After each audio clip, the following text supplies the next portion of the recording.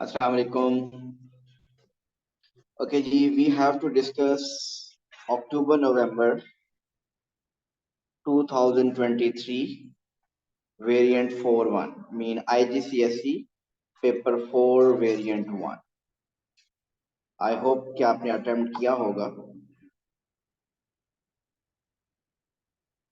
So let's discuss its queries.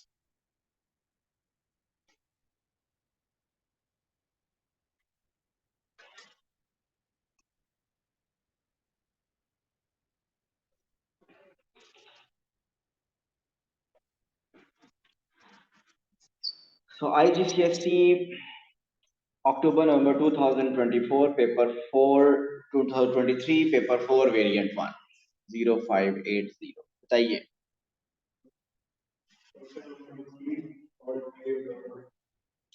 Question 3 part A.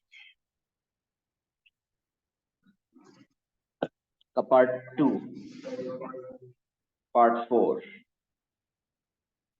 Okay, question 3 part A part 4 I think Zoya आपने लिखना था और आपने 6 लिख दिया. नहीं 6 भी आप शायद कह रहे हैं.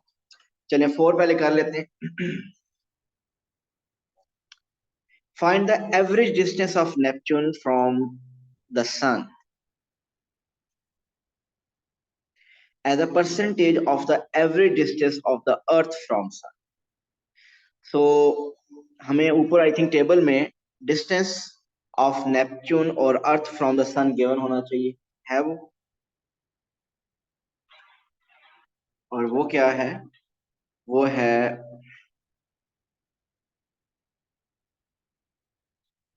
नेपच्यून का है this one as a percentage of earth. ये परसेंटेज 100 से ज्यादा है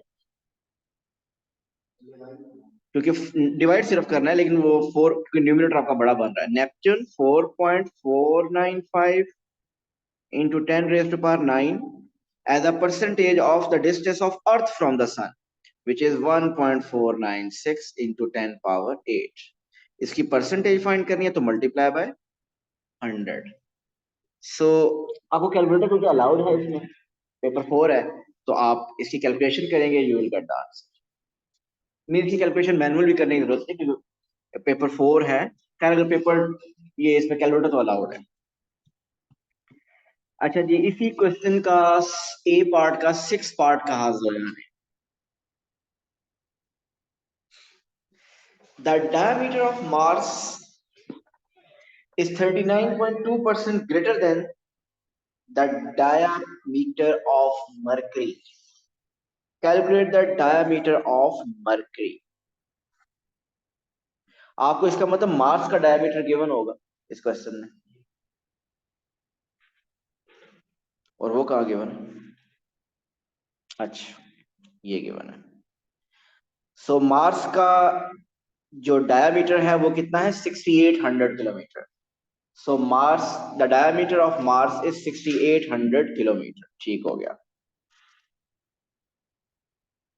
अब अगर आप में से किसी ने, एक मिनट में लिख लेता हूं, मार्स का जो डायामीटर है वो है 6800 किलोमीटर. क्वेश्चन है the diameter of Mars is 39.2% greater than the diameter of mercury. अगर आप में से कोई यूं करे कि 39% ऑफ 6800 करें और उसमें वो नंबर 6800 में ऐड कर दें, दैट विल बी इनकरेक्ट. उसकी रीजन ये है कि जिसकी ऊपर परसेंटेज है वो 39.2% greater than the diameter of mercury है. मरकरी के ऊपर 39.2% अप्लाई होना चाहिए और उसमें फिर वो ऐड होगा, लेकिन मरकरी का तो गिवन नहीं है. सो 2 ऑप्शन है. एक ऑप्शन अगर आप इक्वेशन से करना चाहते हैं, सो आपको ये गिवन है diameter of Mars mean 6800 is mean equal to 39.2% of Mercury. Sorry, Mercury क्या है? एक्स. 39.2% ऑफ मरकरी में बेसिकली उससे ग्रेटर है, तो एक्स का जो मरकरी का डायमीटर होगा उसका 39.2% कैलकुलेट करना है और उसमें एक्स में ऐड कर दें तो that will be equal to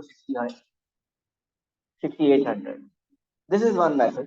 लेकिन नॉर्मली ये मेथड आप अगर नहीं करना चाहते, आप रेशियो मेथड अगर आप करना चाहते हैं तो वो भी कर सकते हैं। तो रेशियो मेथड में ओरिजिनल डायमीटर किसका है? मरकरी। और मार्स का क्या है वो ये कर लेते हैं। अगर हम मरकरी के डायमीटर को 100 ले लें तो मार्स का डायमीटर 39.2% ज्यादा है मरकरी से। ऐसे ही है। सो 39.2% ज्यादा मीन कितना बन जाएगा? 139.2। क्या ये रिलेशन समझ आ रहा है कि अगर मरकरी का डायमीटर 100 हो तो मार्स का होगा 139.2, क्योंकि उसने बताया कि मार्स का डायमीटर 39.2% ग्रेटर है डायमीटर ऑफ मरकरी से। अब आपको ये बात पता है कि मार्स का डायमीटर 6800 है और मरकरी का डायमीटर फाइंड करना है, एक्स क्रॉस मल्टीप्लाई कर दीजिए, you will get the diameter of Mercury. जी जोया बताइए, क्लियर है ये? जी सर। 6A आपने कहा, फिर आपने क्वेश्चन 3 का ही बी पार्ट भी कहा है।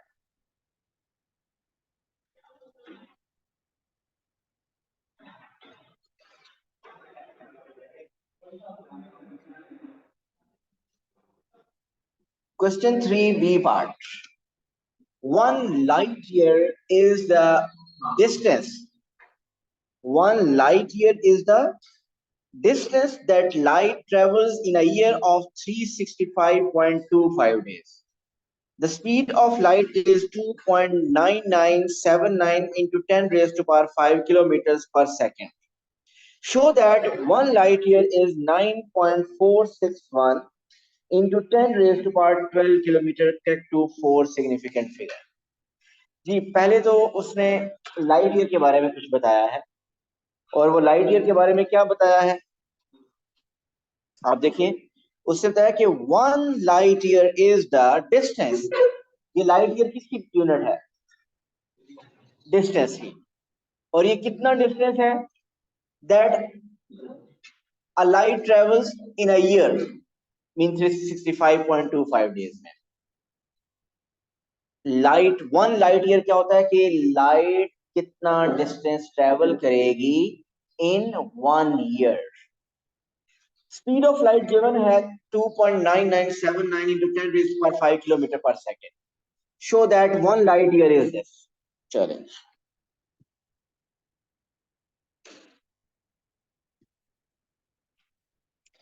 1 light year की कैलकुलेशन करनी है कि 1 light year में कितने किलोमीटर होते हैं। आपको ये बात पता है कि ये 2.9979 10 raised to 5 स्पीड है लाइट की। स्पीड है लाइट की मीन किलोमीटर पर सेकंड। एक सेकंड में लाइट कितना ट्रेवल करती है?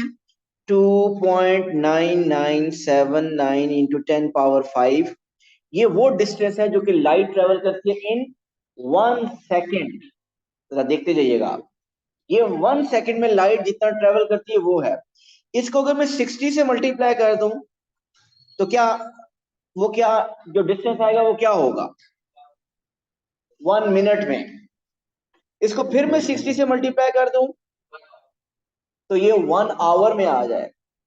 इसको मैं 24 से मल्टीप्लाई कर दूं तो ये 1 डे में आ जाएगा। इसको मैं 365.25 से मल्टीप्लाई कर दूं तो 1 ईयर में आ जाएगा। सो इससे आपको डिस्टेंस मिल जाएगा कि लाइट जो ट्रेवल करेगी 1 ईयर में, और 1 light year होता ही यही है। तो अब आप अपने कैलकुलेटर से इसको मल्टीप्लाई करें और बताइए क्या आंसर आ रहा है। 4 सिग्निफिकेंट फिगर में आंसर बताइए क्या आ रहा है। 1 3 1 है 3 है 1B पार्ट है शायद। क्या आंसर आ रहा है? 9.461 इंटू 10 रेज़ टू पावर 12। आ रहा है सर। चलो जबरदस्त हो गया फिर तो।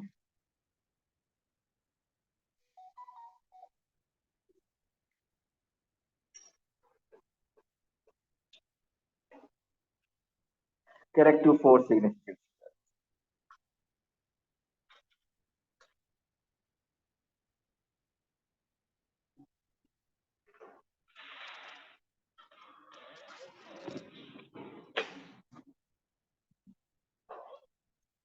जी डन, पार्ट 1।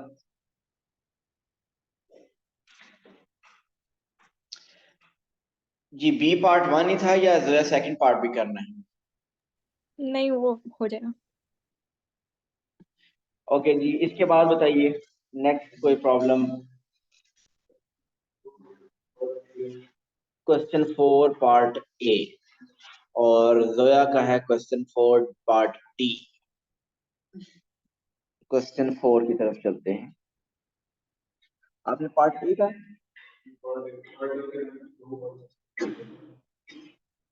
उसका, अच्छा ये अगर देखा जाए तो ये क्वेश्चन करने के लिए हमें ट्री डायग्राम फिल करनी पड़ेगी ऐसे ही, और वो उम्मीद है आपने कर ली होगी। क्वेश्चन 4 ए पार्ट है, Lucia has two fair spinners. Fair spinner का क्या मीनिंग है कि आपकी प्रोबेबिलिटी सबकी इक्वल है। स्पिनर ए 5 साइडेड है तो हर स्पिनर ए में है 1 2 3 4 5, तो हर किसी की प्रोबेबिलिटी क्या होगी? 1/5 1/5 1/5 1/5। और स्पिनर बी 9 साइडेड है, 3 3 3 4 4 4 4 5 5। अब 3 क्योंकि 3 दफा आ रहा है तो उसकी प्रोबेबिलिटी होगी 3/9, मतलब 1/3। 4 टाइम्स आ रहा है तो उसकी प्रोबेबिलिटी होगी 4/9, और 5 की प्रोबेबिलिटी होगी 2/9। सो स्पिनर ए की तो सबकी सेम है 1 2 3 4 5 की, 1 2 3 4 5। और स्पिनर बी में 3 की प्रोबेबिलिटी होगी 1/3 या 3/9 कह सकते हैं। 4 की प्रोबेबिलिटी 4/9 और 5 की प्रोबेबिलिटी 2/9।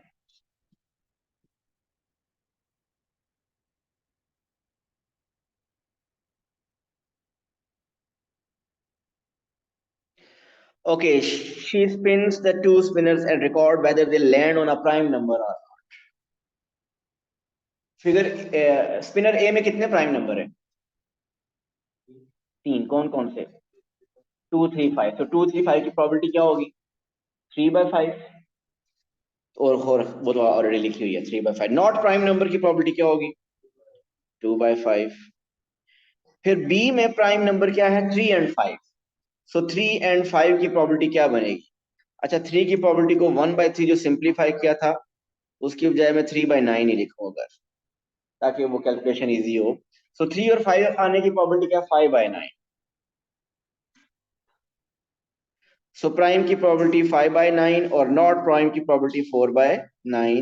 4/9 एक कम तो नहीं होगा? 4/8 मेरा तो नहीं होना चाहिए ना, क्योंकि स्पिनर है, एक दफा स्पिन कर लिया। खैर दूसरा ही स्पिनर भी दूसरा ही, अगर वही स्पिनर भी होता तो भी कम ना होता।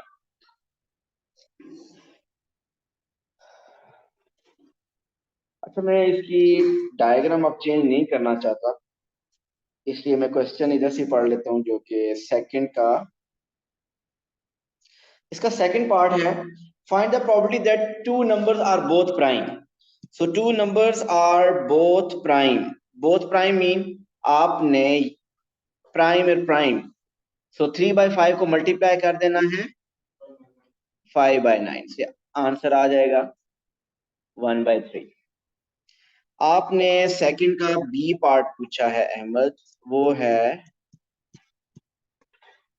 find the two find the probability that the two numbers are not both prime, are not both prime। so ये होना चाहिए not both prime।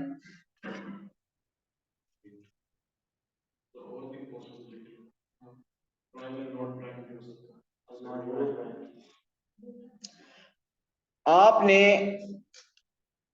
Are not both prime, अगर ये बोथ प्राइम तो फिर क्या करेंगे? बोथ प्राइम हमने ऑलरेडी किया हुआ है, वो ये था बोथ प्राइम।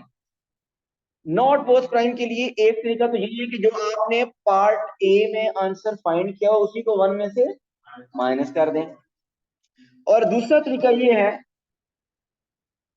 ये इसको इससे मल्टीप्लाई करें, इसको इससे मल्टीप्लाई करें, इसको तीनों इम्पॉसिबिलिटीज को मल्टीप्लाई करें फिर ऐड करें।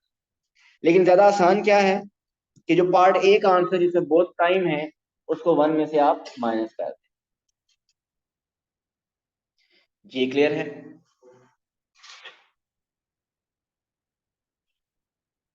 आपने जोया कौन सा पूछा था इसमें से? डी। डी। प्रोबेबिलिटी वाले क्वेश्चन थोड़े से आईजीसीएसई में मुश्किल आते हैं as compare to O level. D part, Lucia keeps spinning spinner B until it lands on a 4. Find an expression in terms of n for the probability that this happens on the nth spin. तो ये उनमें से एक मुश्किल आ गया। ये normally O level में नहीं आता लेकिन आईजीसीएसई में आता है। लेकिन आने को तो आपको पता है nth टर्म ओ लेवल में भी आती है, तो ये उससे भी थोड़ा सा लिंक हो सकता है, तो हमें समझ ही आना चाहिए। देखिए मैं पहले क्वेश्चन जरा एक्सप्लेन करता हूँ। मुझे ये बताइए स्पिनर बी में पॉसिबिलिटीज क्या क्या थी? 3, 4 एंड 5। ऐसे ये 3 की प्रोबेबिलिटी थी आई थिंक 3/9, 4 की प्रोबेबिलिटी थी 4/9 और 5 की प्रोबेबिलिटी थी 2/9। ऐसे ही है, ये इंफॉर्मेशन स्टार्ट में है हमारे पास। अब Lucia keep spinning spinner B until it lands on a 4। Mean आप अपनी बात कर लें कि आप उस वक्त तक स्पिनर को स्पिन करते रहेंगे जब तक 4 नहीं आता।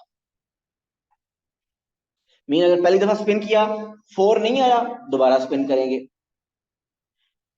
दूसरी दफा स्पिन किया 4 नहीं आया, फिर स्पिन करेंगे। सो जब तक स्पिनर 4 पे नहीं स्टॉप होगा तब तक आप स्पिन करते रहेंगे। अगर मैं आपसे कहूं कि फाइंड करें प्रोबेबिलिटी कि spinner lands on 4 on the third spin, इसकी प्रोबेबिलिटी मुझे बताइए कि थर्ड स्पिन में वो 4 पे लैंड करता है। इसका मतलब फर्स्ट पे वो 4 पे लैंड नहीं करता, फर्स्ट पे वो 4 पे स्पिन लैंड नहीं करता, मीन फर्स्ट 4 नॉट। सेकंड पे भी 4 पे लैंड नहीं करता और थर्ड अटेम्प्ट में वो फोर्थ पे लैंड करता है। व्हाट्स द प्रोबेबिलिटी कि वो फोर्थ पे लैंड नहीं करेगा? फोर्थ पे लैंड ना करने की प्रोबेबिलिटी क्या है? 3 या 5, आई मीन 3 + 2 5/9। ऐसा ही है, इसका 4 पे लैंड ना करने की प्रोबेबिलिटी 5/9 है। दोबारा 4 पे लैंड ना करने की प्रोबेबिलिटी 5/9 है और फिर 4 पे लैंड करने की प्रोबेबिलिटी इज 4/9। तो आप इसको यू लिख लेंगे 5/9 पावर 2 इंटू 4/9। सो हम ये कह सकते हैं कि अगर आप ये फाइंड करना चाहते हैं प्रोबेबिलिटी कि फर्स्ट टाइम कि वो थर्ड स्पिन में 4 पे लैंड करेगा, तो इसका मतलब पहली 2 स्पिन पे वो 4 पे लैंड नहीं करेगा। अच्छा मैं क्वेश्चन अगर चेंज कर दूं, ये थर्ड स्पिन की बजाय अगर मैं कर दूं 8 स्पिन, तो मुझे बताइए आंसर में क्या चेंज आएगा? पावर क्या बन जाएगी? ये पावर 2 जो है क्या बन जाएगी? 7। क्यों? आप अगर चाहते हैं कि 8 स्पिन पे 4 आए, इसका मतलब फर्स्ट 7 अटेम्प्ट में फर्स्ट 7 स्पिन में क्या आना चाहिए? 4 नहीं आना चाहिए। तो 4 ना आने की प्रोबेबिलिटी क्या होगी? 5/9 पावर 7। मीन पहली 7 अटेम्प्ट्स में यू आर नॉट गेटिंग 4। तो नॉट गेटिंग 4 की प्रोबेबिलिटी है 5/9, तो 5/9 पावर 7 इंटू 4/9। एक्सप्रेशन बनाओ, अभी नहीं, वेट करें, मैं माहौल बना रहा हूँ, ठहर। अब अगर मैं कह दूं कि find the probability that it lands on fourth on the 15th attempt, इसका आंसर बताएंगे कौन? बताइए। 5/9 होल पावर 14 इंटू 4/9। जी ये बात सबको समझ आ रही है? और अब अगर आपका क्वेश्चन हो जाए it lands on nth spin, जी nth, अगर 20th कहा था तो आपने फर्स्ट 19 पे कहा था कि नो 4, तो n-1 इधर मिलेगी power n-1 into 4/9. So this is the expression in terms of n. This is the answer. Got it? Next बताइए क्वेश्चन 5 पार्ट सी की बहुत डिमांड आ रही है, देखते हैं 5 पार्ट सी।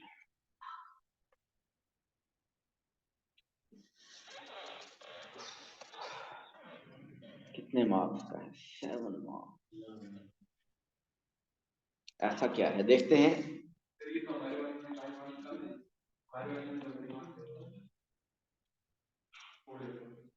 आ सकता है यार, मतलब ये नहीं कह सकते कि हमेशा आपको कोई रूल चलता है कि 7 मार्क्स का। हाँ, सिलेबस में कुछ चीज नहीं है वो मैं आपको बता सकता हूँ कि ये नहीं आएगी, लेकिन अगर 7 मार्क का आज तक वो लेवल में नहीं आया तो इस साल आ सकता है, तो क्योंकि उसमें कोई ऐसा मसला नहीं है।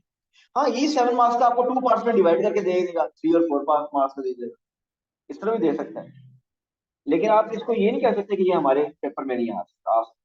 बहरहाल मैं देखता हूँ क्या है।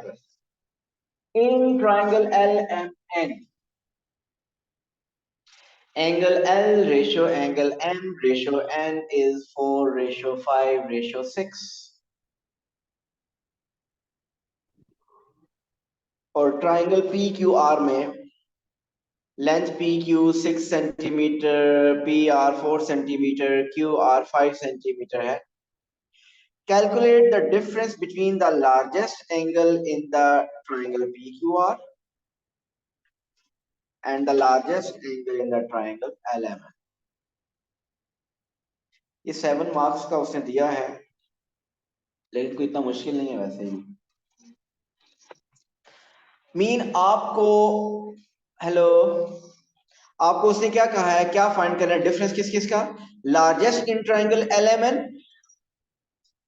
और द लार्जेस्ट इन, और दूसरा लार्जेस्ट इन PQR। मीन दोनों का लार्जेस्ट एंगल फाइंड करें और उनका क्या करना है, डिफरेंस फाइंड करना है। तो ये दोनों क्वेश्चन आपके अलग अलग पार्ट्स में दे सकता है कि इसका ये लार्जेस्ट एंगल फाइंड करें, अगले पार्ट में क्या दिया, इसका लार्जेस्ट एंगल फाइंड करें, और फिर नेक्स्ट पार्ट में क्यों उनका डिफरेंस फाइंड कर लें। ये हो सकता है 2 मार्क्स का एक पार्ट, 2 मार्क्स का एक पार्ट, और 1 मार्क का नेक्स्ट पार्ट, 5 मार्क्स का ये ओ लेवल में क्वेश्चन बन सकता है।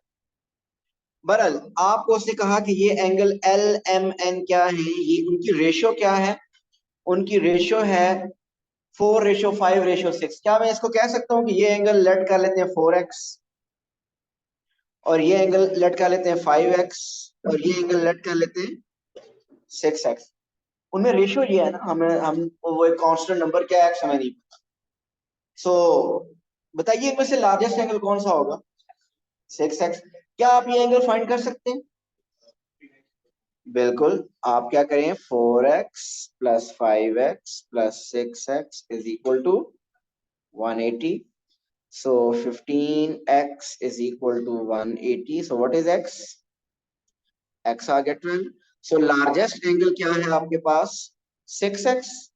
So 6 into 12 is 72. So the largest angle is 72 degree. So अब आपको largest angle find करना है triangle PQR में। आप डायग्राम देख के बताइए, और हुसैन बताएं कौन सा एंगल लार्जेस्ट होगा ट्रायंगल PQR में, और साथ वो लिखा हुआ है नॉट टू स्केल। मतलब ये नहीं देखना कि कौन सी साइड, कौन सा एंगल आपको लग रहा है बड़ा, लॉजिक होनी चाहिए आपके पास। बताइए, मतलब आप कह रहे हैं एंगल R ये वाला, रीजन बताइए। उसके आगे जो है वो किसी और के आगे है? क्योंकि वो एक जो आप कहना चाह रहे हैं मैं समझ गया हूं वैसे, लेकिन आप ये कहना चाह रहे हैं कि लार्जेस्ट साइड के जो ऑपोजिट एंगल है, 6 सेंटीमीटर के जो ऑपोजिट एंगल होगा वो क्या होगा, वो लार्जेस्ट एंगल होगा। सो लार्जेस्ट साइड के ऑपोजिट एंगल लार्जेस्ट होगा। अब ये एंगल कैसे फाइंड करना है, इसके लिए हमें हयान की हेल्प चाहिए।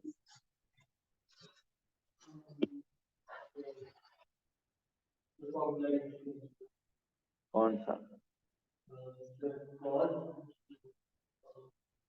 इतनी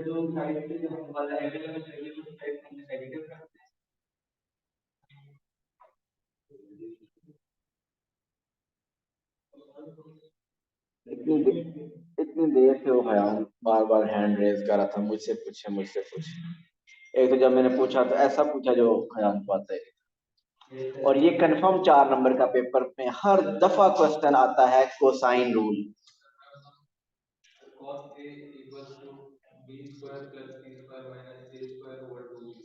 बिल्कुल, this is cosine rule. So cosine rule अगर किसी को नहीं आता तो वो फिर दुनिया से बहुत पीछे है, दुनिया बहुत आगे निकल गया। बट हु केयर्स ये दुनिया कहाँ जा रही है, हमने तो अपने काम से काम रखा। लेकिन हमारा काम भी कोसाइन रूल याद करना है। तो कोसाइन रूल है, यहाँ पे कोसाइन रूल क्या बनेगा, जो आप एंगल फाइंड करना चाह रहे हैं उसको कॉज ऑफ एंगल आर कह दें, इज इक्वल टू क्या होगा जी, न्यूमिनेटर में तीनों साइड का स्क्वायर होगा, 4 स्क्वायर 5 स्क्वायर 6 स्क्वायर। कौन सी 2 साइड के इधर के साथ साइन पॉजिटिव आएगा और कौन सी एक के साथ नेगेटिव आएगा? जिसका एंगल फाइंड करना है उसकी जो ऑपोजिट साइड है वो नेगेटिव आएगी। Mean 4 square positive 5 square positive minus 6 square divided by 2 times the product of those two sides which are positive in the numerator. So 4 into 5. So यहां से आपका cos of angle R आ जाएगा। और बताइए वो एंगल R किसी ने लिखा था यहाँ पे ग्रुप में?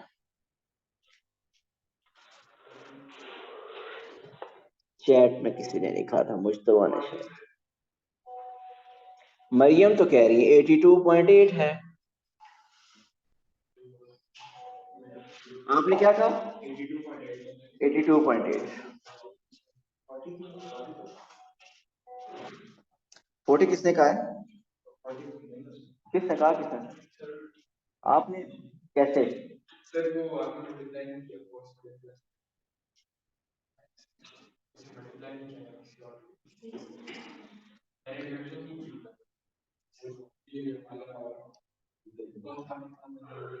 ठीक हो गया।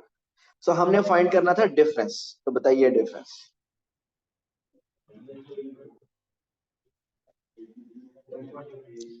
So 82.8 minus 72. So it is. So this is the difference between the largest angle.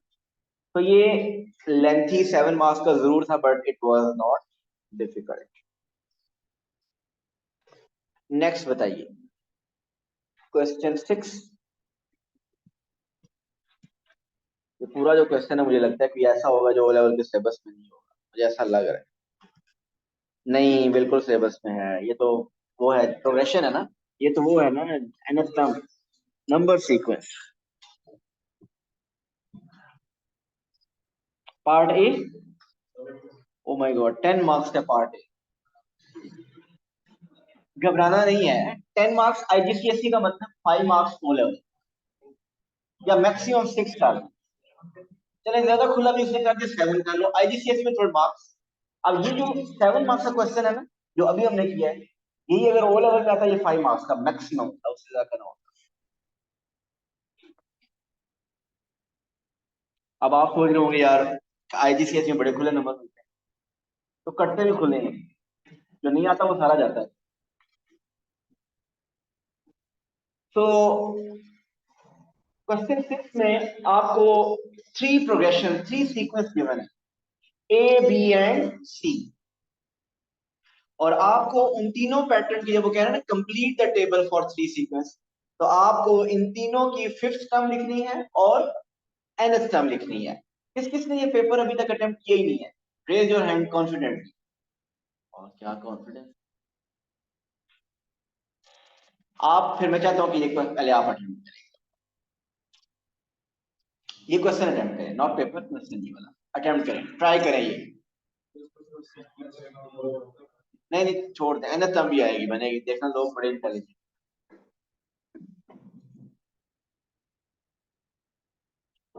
जी ये क्वेश्चन एक दफा सब अटेम्प्ट करें, 2-3 मिनट सोचें, जो हमारे माइंड के ऊपर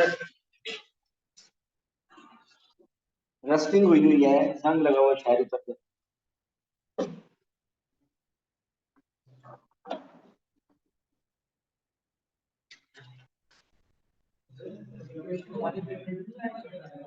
ये यार अभी तक मुझे ऐसा लग नहीं रहा कि पेपर टू वाली बात है, लेकिन आप कैलकुलेटर यूज कर सकते हैं। आप क्वेश्चन करें कैलकुलेटर यूज कर सकते हैं, लेकिन मुझे लगता नहीं है कैलकुलेटर यूज कर ले कैलकुलेटर यूज कर।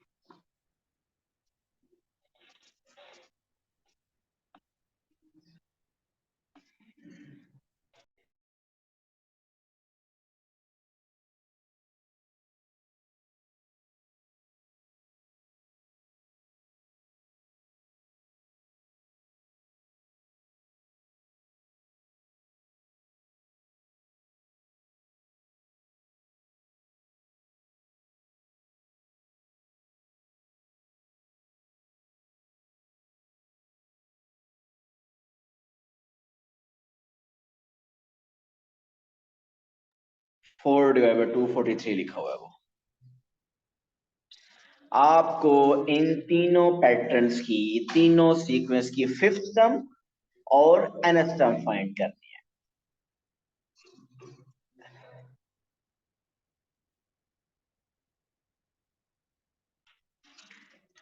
गुड।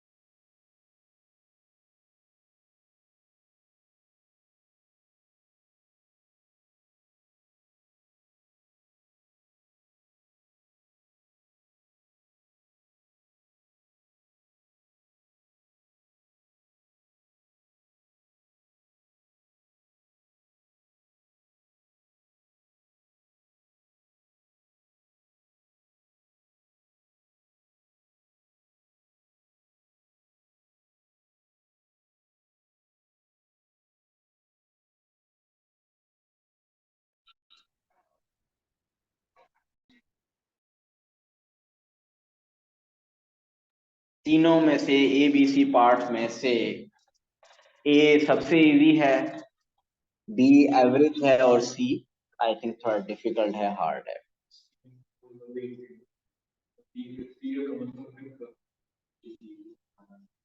नहीं, फिफ्थ टर्म तो किसी की भी निकालना आसान है, nth टर्म मुश्किल है सिर्फ।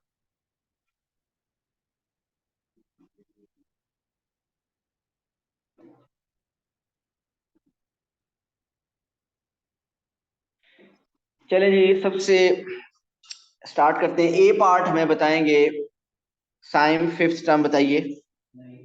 9। और nth टर्म पूछूंगा मैं आपसे, जो आपके लेवल पे पूछूंगा यार, कैसी बात, अपना लेवल गिरा दिया आपने। ओके, सो ये सबको समझ आ गया ना कि इसकी फिफ्थ टर्म इज 9। आपका इसमें पैटर्न में क्या हो रहा है, 4 ऐड हो रहा है, -7 + 4 इज -3, -3 + 4 इज 1, 1 + 4 इज 5, 5 + 4 इज 9। अच्छा, आगे जाने से पहले आपको ये पैटर्न समझ आ गया, इसी मैंने एनथ फाइंड है।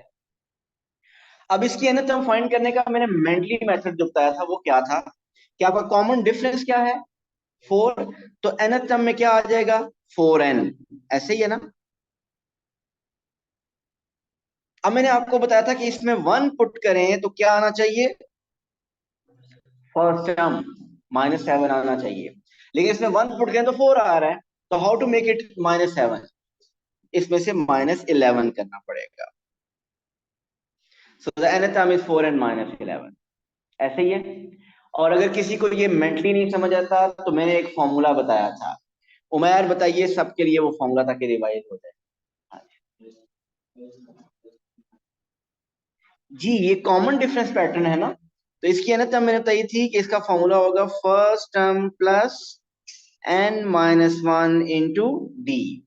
इसमें फर्स्ट टर्म क्या है, -7, और डिफरेंस कितना है, 4 का, तो ये -7 + 4 इंटू एन इज 4n -4, तो एन टर्म देखें कितनी आ रही है, 4n -11। तो मेंटली कर ले तो बहुत अच्छी बात है, अदरवाइज ये फॉर्मूला आपके पास है, आप इससे एन टर्म फाइंड कर सकते हैं। अब आते हैं बी पार्ट की तरफ, सीक्वेंस बी की तरफ। सीक्वेंस बी में अगर पैटर्न देखें तो 7 13 mean 7 plus what number will make it 13, 7 + 6 is 13, 13 plus what number will make it 23, 10, और 23 plus what number will make it 37, 14। सो मुझे उम्मीद है कि आपको पैटर्न समझ आ गया, ये क्या है, पहले 6 ऐड हुआ, फिर 10 ऐड हुआ, फिर 14 ऐड हुआ, और अब क्या ऐड होगा, 18, और 37 में 18 ऐड हो तो क्या बनेगा, 55। और ये इस पैटर्न को हम कहते हैं क्या है, डिफरेंस ऑफ डिफरेंस, और ये एक क्वाड्रेटिक पैटर्न होता है। और क्वाड्रेटिक पैटर्न की भी nth टर्म फाइंड करने के लिए एक तो मैंने फॉर्मूला बताया था और एक मेंटली को बताने की कोशिश की थी। मेंटली करें पहले, मेंटली करने के लिए मैंने आपको ये बात बताई थी कि आप इसके साथ स्टैंडर्ड क्वाड्रेटिक पैटर्न पहले साथ लिख लें, और लीनियर भी लिख लें तो अच्छी बात है। What is standard quadratic pattern, 1 4 9 16 25, ऐसे ही है ना। अब आप इसको कंपेयर करें जिसके वो बन सके, मेरे माइंड में अब क्या आ रहा है, क्या इस 1 को मैं 7 से मल्टीप्लाई करूं तो 7 आ रहा है, इस 4 को 7 से मल्टीप्लाई करें तो 28, फेल हो गया। मीन 1 को 7 से मल्टीप्लाई से काम कर, बात नहीं बन रही। 1 में अगर 6 ऐड करें तो 7 बन रहा है, इधर भी 6 ऐड करने से क्या वो बात बन रही है, नहीं, ये भी फेल हो गया। मीन जो रूल आप फर्स्ट पे अप्लाई करेंगे वो थ्रू आउट अप्लाई होना चाहिए। अब आप थोड़ा सोचें कि क्या किया जाए। अगर मैं इसको 2 से मल्टीप्लाई करूं तो क्या बनता है, 2, और वहां क्या है 7, में 5 ऐड करना पड़ेगा। इसको अगर 2 से मल्टीप्लाई करूं, 2 4 द 8, और 8 + 5 इज 13, अप्लाई हो रहा है इन दोनों पे। मीन 2 से मल्टीप्लाई करें और फिर 5 ऐड करें, आगे भी चेक करें क्या ये अप्लाई हो रहा है। 9 को 2 से मल्टीप्लाई करें और फिर इसमें 5 ऐड करें, 9 2 द 18, 18 + 3 18 + 5 इज 23, तो अप्लाई हो रहा है। तो इसका मतलब ये हुआ कि ये जो पैटर्न है इसकी अनदर टर्म क्या है, इसकी अनदर टर्म है n², इसको मल्टीप्लाई बाय 2 करना है और फिर 5 ऐड करना है। तो जो इस पैटर्न की nth टर्म है n², इसको मल्टीप्लाई कर दें 2 से, क्या बन जाएगा 2n², और फिर 5 क्या कर दें, ऐड, तो इसकी nth टर्म बन जाएगी 2n² + 5। लेकिन अब इसको चेक करते हैं, क्या ये कोई गलत तो नहीं कुछ हमने किया, चेकिंग कैसे करें। इसमें 1 पुट करें, आंसर क्या आना चाहिए, फर्स्ट टर्म 7 पुट करें, 1 पुट करने से 7 आ रहा है, यस आ रहा है। 2 पुट करने से 13 आना चाहिए, 2 स्क्वायर 4 टाइम्स 2 8 प्लस 5 30 बिल्कुल आ रहा है। सो बिल्कुल ठीक है ये। और ये मेंटली अगर हमें समझ नहीं आया तो फिर हमारे पास दूसरी ऑप्शन क्या है, फॉर्मूला। इसका एक मैंने काफी बड़ा सा एक फॉर्मूला लिखवाया था, वो क्या फॉर्मूला था, first term plus n minus 1 into D plus 1/2 n minus 1 n minus 2 c, where d is the first difference and c is the common difference। और अगर किसी को ये बात भूल चुकी है तो प्लीज फिर वो रिकॉर्डिंग में दोबारा देखें कि वहां पे कैसे करते थे। अब आते हैं सी, पैटर्न सी की तरफ। सो पैटर्न सी क्या है, पहले तो इसकी फिफ्थ टर्म फाइंड करें। न्यूमरेटर को अलग देखिए, 2 3 4 5, तो क्या बना न्यूमरेटर 6। डिनोमिनेटर को देखिए तो क्या बन रहा है 27 81 2 43 7, ये 3 की पावर वाले कुछ नंबर आ रहे हैं। या 3 से 27 multiply by 3 is 81, 81 multiply by 3 is 243, 243 multiply by 3 is 729 and 729 multiplied by 3 is 2187। ये खैर सिंप्लीफाइड भी हो लिखा जा सकता है, इसको सिंप्लीफाइड फॉर्म में भी लिख सकते हैं, कैंसिल होता है ना। इसको चेक करें, सिंप्लीफाइड 2 ओवर समथिंग आ जाता हो।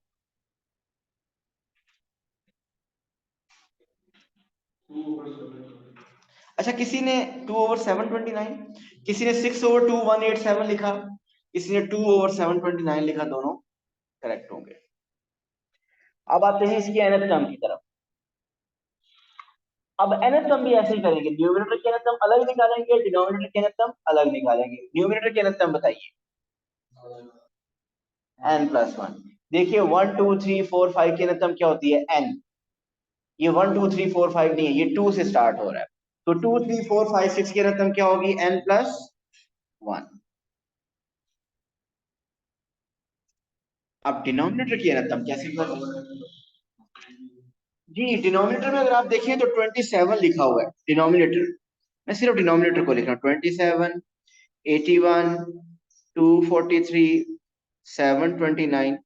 27 को हम 3 की पावर में लिख सकते हैं 3 क्यूब, 81 को 3 पावर 4, 243 को 3 पावर 5, 729 को 3 पावर 6, तो इसकी nth टर्म होगी 3 पावर व्हाट।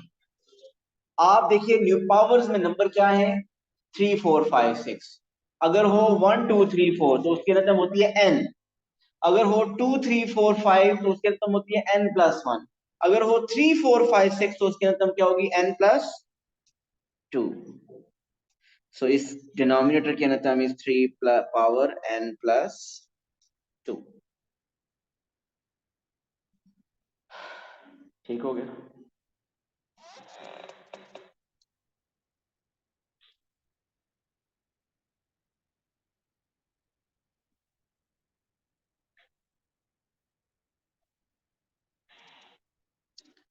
क्वेश्चन 9 की कुछ डिमांड आ रही है और 11 की भी। जी ज़हरा दोबारा देख लीजिए, 27 को हमने लिखा 3 क्यूब, 81 होता है 3 पावर 4, 243 होता है 3 पावर 5, तो ये हमारे पास क्या बन गया, 3 क्यूब 3 पावर 4 3 पावर 5 3 पावर 6। सो nth टर्म होगी 3, बेस तो 3 होगी लेकिन पावर में क्या नंबर आ रहे हैं 3 4 5 6। आपको पता है कि 1 2 3 4 की nth टर्म होती है n, 2 3 4 5 की nth टर्म होती है n प्लस 1, 3 4 5 6 की nth टर्म होगी n प्लस 2। तो ये पावर में 3 4 5 6 थी तो उसकी nth टर्म होगी n प्लस 2।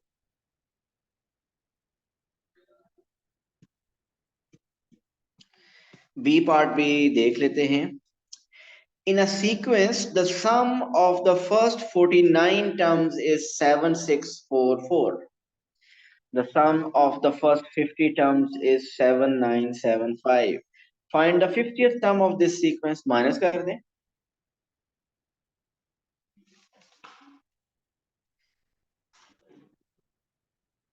क्या ये बात समझ आ रही है? माइनस क्यों करना है?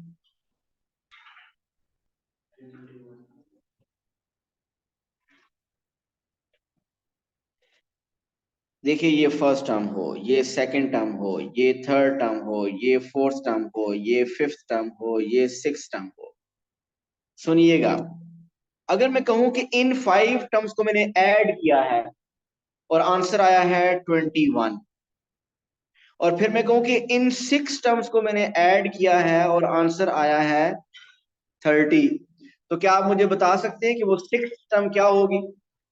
वो 9 होगी ना, क्योंकि आपको पता है कि वही एक टर्म नहीं ऐड हुई है, तो 30 में से 21 माइनस कर देंगे। सो उसने फर्स्ट 49 का सम दे दिया 7644, और फिर फर्स्ट 50 का सम दे दिया 7975, तो फिर 50th टर्म क्या होगी? 7975 माइनस 7644। जी मरियम, क्लियर है ये?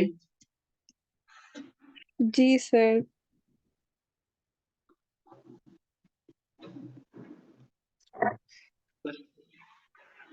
चन जी नेहा।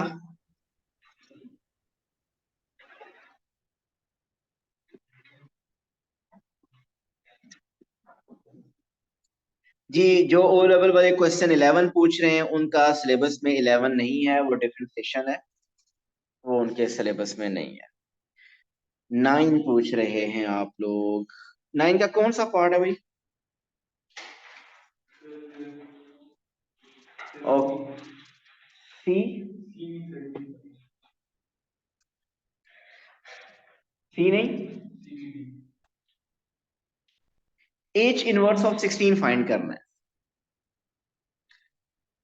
जी, ओ लेवल वालों के लिए बताना चाहता हूं कि कॉम्पोजिट फंक्शन उनके सिलेबस में नहीं है। इसका मतलब क्वेश्चन 9 ए पार्ट 3 उनके सिलेबस में नहीं है, बी पार्ट तो हो सकता है उनके, सी भी उनके सिलेबस में नहीं है। ठीक हो गया। और अब आप डी पार्ट में करने लगो, फाइंड एच इनवर्स ऑफ 16।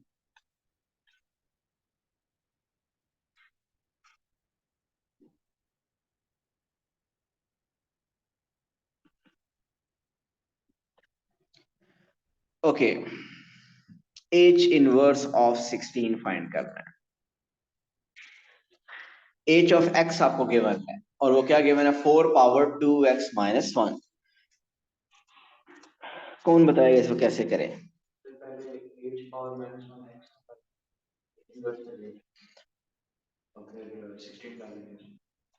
बिल्कुल ठीक कह रहे हैं, लेकिन ये क्वेश्चन ऐसा है कि इसका इनवर्स आपको फाइंड करना नहीं आता। एच ऑफ एक्स जो गिवन है उसका इनवर्स आपको फाइंड नहीं करना, कोई और तरीका देखिए। एक्स की जगह 16,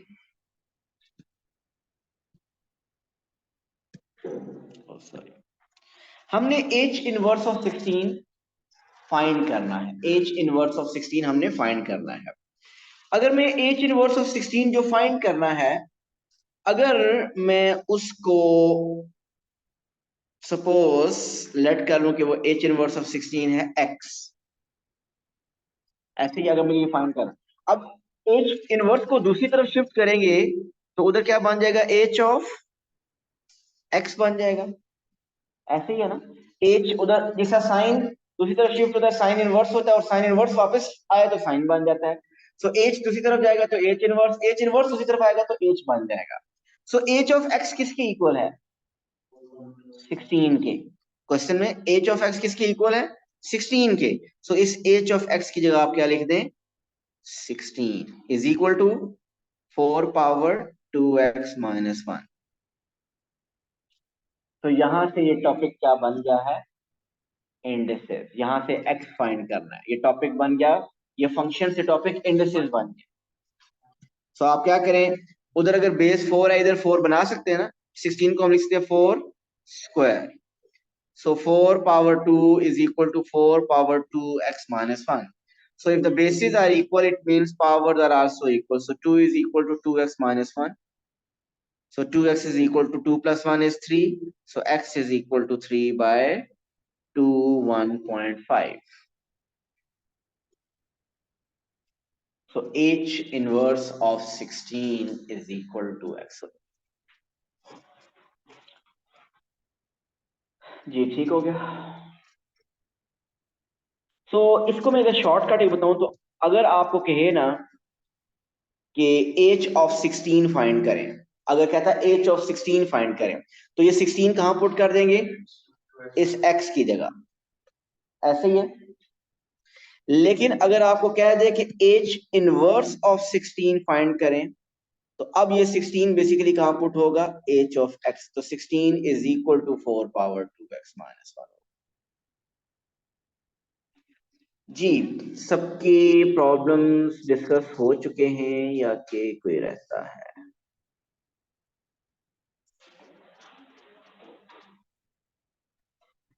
9CD लिखा हुआ है।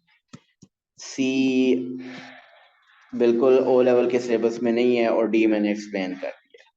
ओके जी, कल के लिए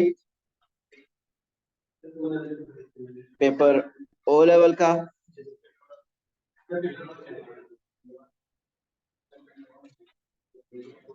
पेपर 1 आप ले रहे हैं, आप कैलकुलेटर यूज कर लीजिएगा आईजीसीएसई वाले, आप पेपर 1 कर सकते हैं। ओके जी, आप कल करेंगे कौन सा पेपर 1 दूं? चलिए जी, मई जून। यार मुझे एक बात बताएं, क्या मई जून 2023 को आपने ओ लेवल का अटेम्प्ट करना है 4024 वेरिएंट 1 ये पेपर 1 है। और आईजीसीएसई वाले ये अगर पेपर अटेम्प्ट करेंगे तो ये कैलकुलेटर बेशक यूज कर रहे हैं। और 5-6 वाले बच्चे अगर उनको मैं पेपर दूं ना, वो कहेंगे सर ये तो हमें मिलेगा नहीं, सेंड कर दें, तो उनको सेंड करना बनता है। हम तो यार बड़े हो चुके हैं अब। खैर, वो बात हयान की भी बिल्कुल ठीक है।